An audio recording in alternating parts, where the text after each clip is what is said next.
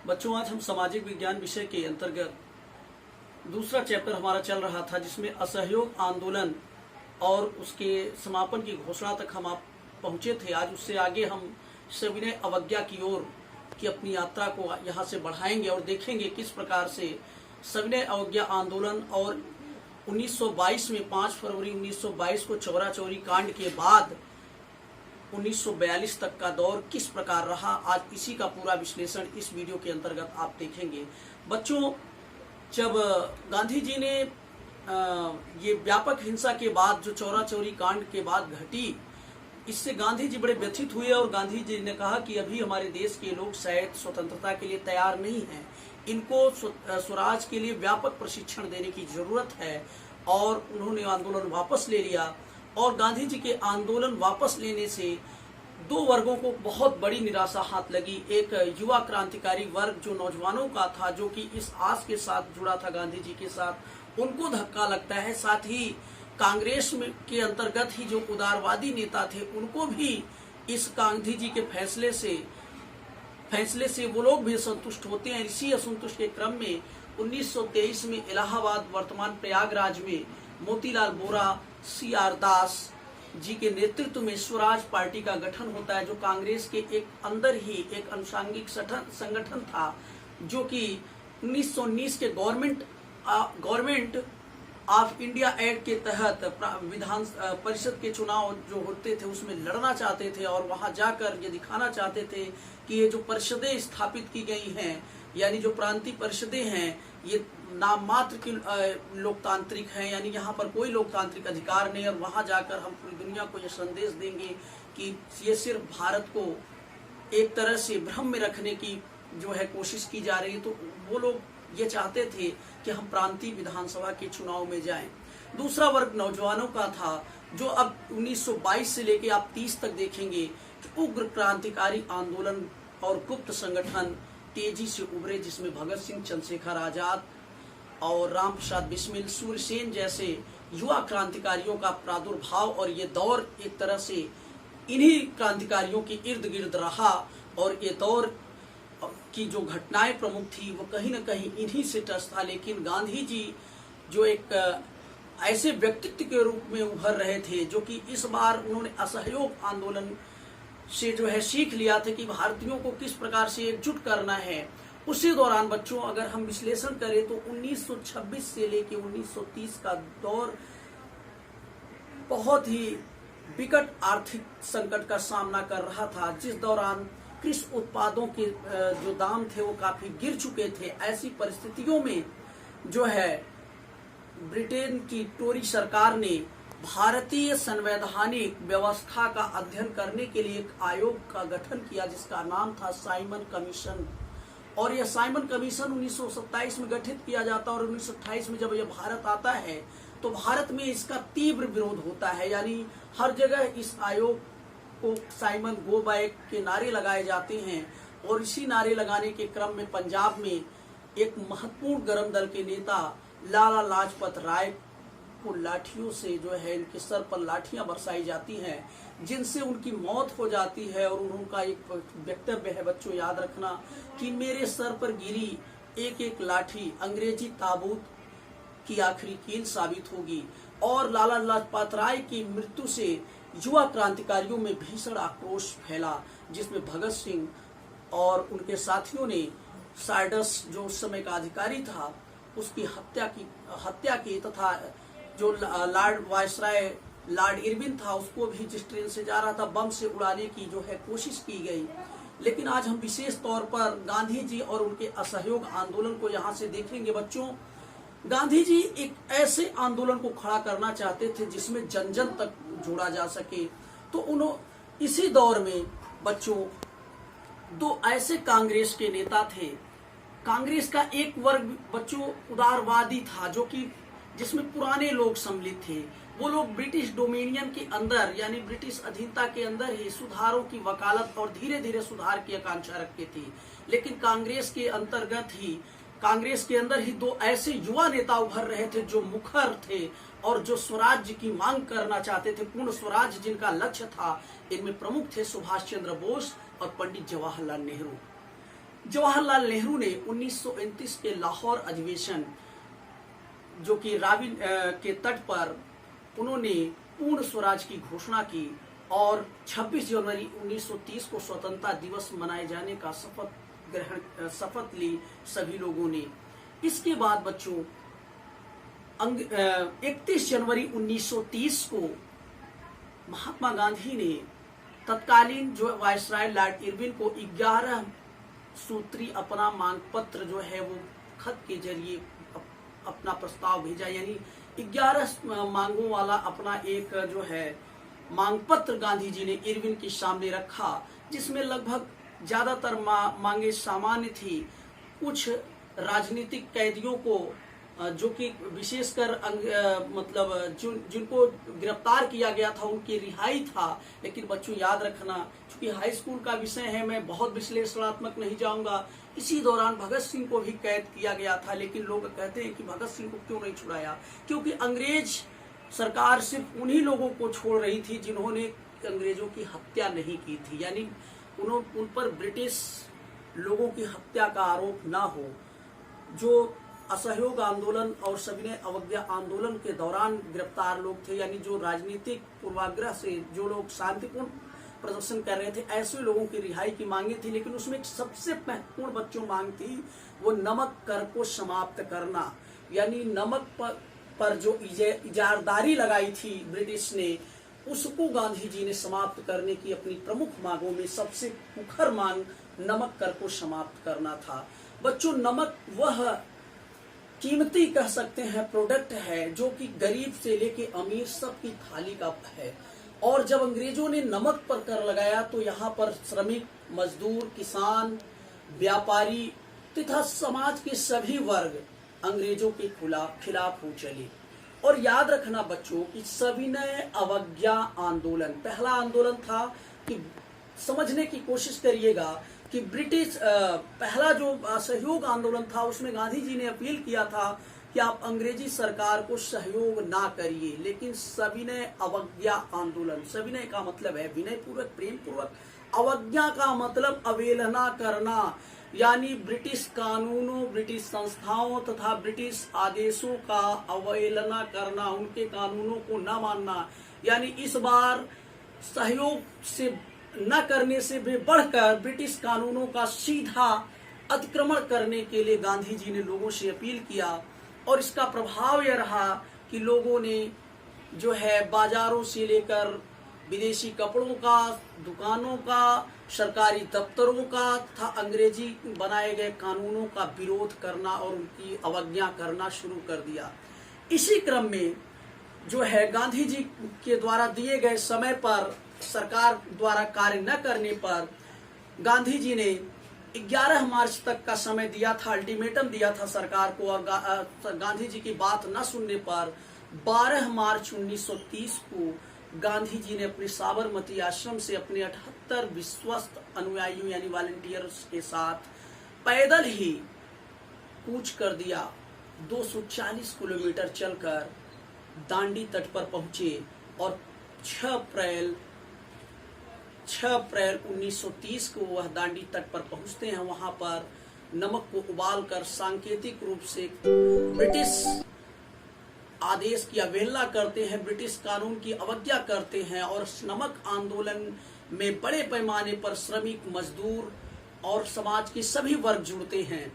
इस दौरान बच्चों और यहीं से सविनय अवज्ञा आंदोलन प्रारंभ हो जाता है, और इसी दौरान गांधी जी सहित खान अब्दुल गफ्फार खान जैसे वरिष्ठ कांग्रेस जो है नेताओं को गिरफ्तार कर लिया जाता है, जिसके बाद लोगों में तीखी प्रतिक्रिया होती है। लोग बख्तरबंद और सशस्त्र सेनाओं से जाकर भिड़ जाते हैं और लाखों लोग जो है सड़कों पर उतर जाते हैं, जिसमें हजारों लोगों की मौत होती है, लाखों लोगों को कैद कर दिया जाता है। इसके बाद बच्चों अब आपने ये देखना है कि लोगों ने इस आंदोलन को कैसे लिया, लोगों ने इस आंदोलन से क्या उम्मीद रखी। तो बच्चों आपके पश्चिमी उत्तर प्रदेश में जाट जो कि एक संपन्न किसान वर्ग था और काफी कह सकते हैं आक्रामक वर्ग है यह, उस दौरान जो है कृषि उत्पादों में गिरावट और के कारण यह वर्ग भीषण कर्ज से डूबा हुआ था। दूसरी बात, जो इनको ये लोग चाहते थे कि सरकार जो है वो कर्ज माफ करे, जमींदार जो है, जो पट्टे की जमीन दी गई है छोटे किसानों को, वो भी उनको छूट दे।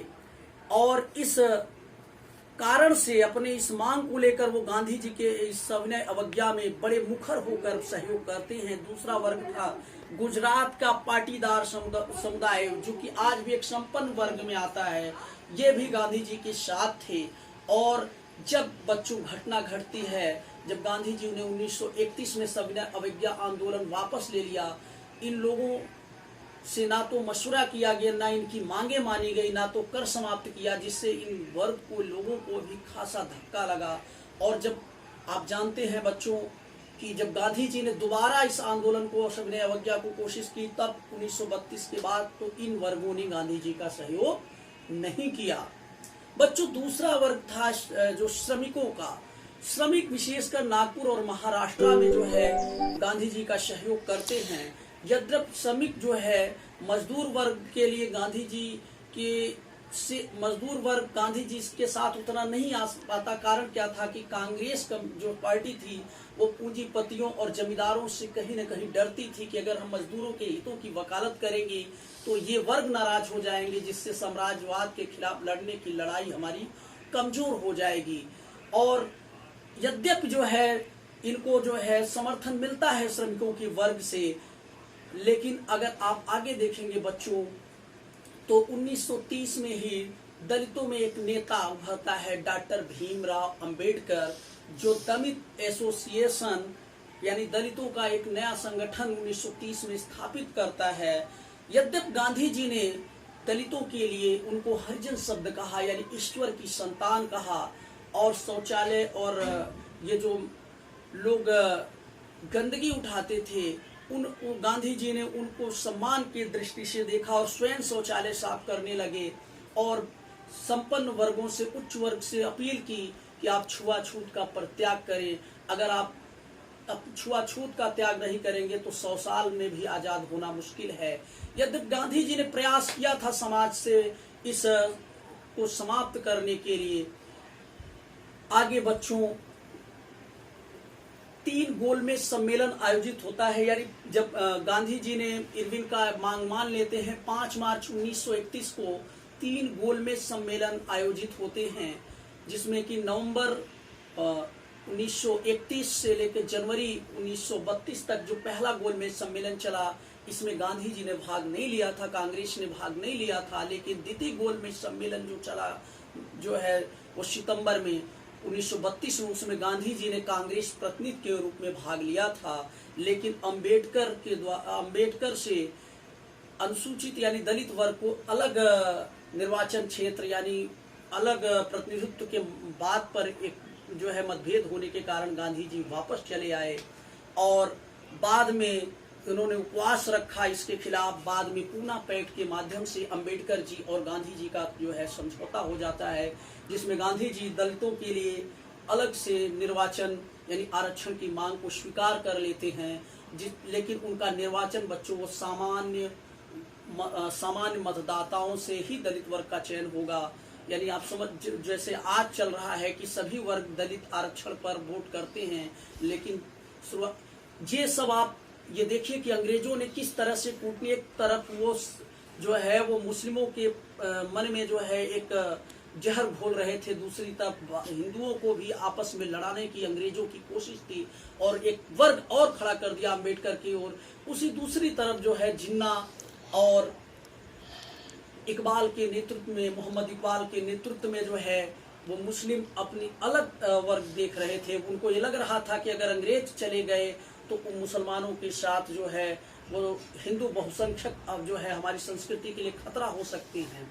तो ये दोनों वर्ग आज़ादी से पहले जो अपने अपने हितों और अधिकारों को सुरक्षित रख लेना चाहते थे, वहीं गांधी जी इन सभी वर्गों को एकजुट कर आज़ादी की लड़ाई लड़ना चाहते हैं। लेकिन वांशिक रूप से कह सकते हैं सफल जरूर रहे, लेकिन उतनी व्यापक सफलता उस दौर के बाद नहीं मिली, क्योंकि तब तक अंग्रेजों ने काफी ज्यादा जहर समाज में घोल दिया था।